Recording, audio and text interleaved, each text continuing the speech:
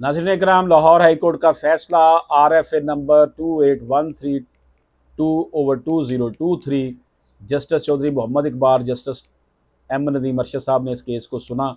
इसमें जो चीज़ डिस्कस हो रही है वो ये है कि व्हाट इज स्टेटस ऑफ चिरागा लैंड। चिरागा लैंड जो है उसका स्टेटस कानून की नज़र में क्या है।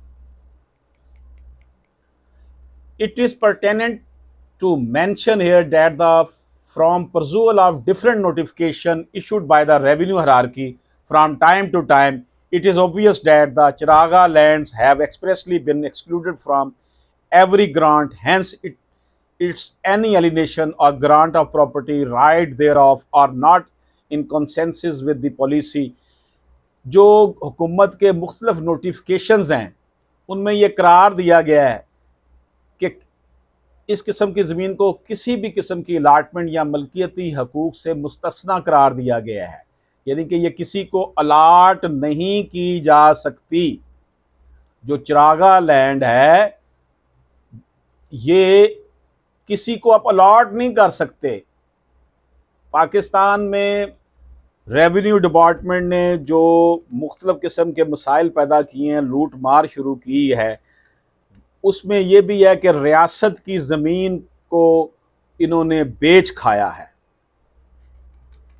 अब इस हवाले से डिस्कशन हो रही है कि क्या जो चिरागा लैंड है उसको आप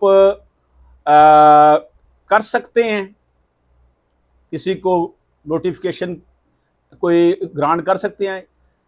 वक्तन फ़क्तन रेवेन्यू काम की जनाब से जारी किए मुख्तलिफ नोटिफिकेशन से ज़ाहिर होता है कि चिरागा की ज़मीनों को हर किस्म की ग्रांट से वाज़ेह तौर पर मुस्तस्ना करार दिया गया है। इसलिए इस ज़मीन की किसी भी किस्म की मुंतकली या मलकियती हकूक़ की ग्रांट पॉलिसी के मुताबिक नहीं है। ये एक तस्लीम शुदा हकीकत है कि चिरागा की ज़मीन को रियासती ज़मीन में तब्दील नहीं किया जा सकता ताकि किसी भी किस्म के दावे के तहत से आगे अलाट किया जा सके और इसे किसी और मकसद के लिए इस्तेमाल नहीं किया जा सकता सिवाय इसके कि इसके लिए बोर्ड ऑफ रेवेन्यू से पेश की इजाज़त लीजिए। चिरागा की ज़मीन का करदार तब्दील करना वाज़े अवामी मकसद के वसी तर दायरा कार के ताबे में था। इजाज़त दीजिए। अल्लाह हाफ़िज़।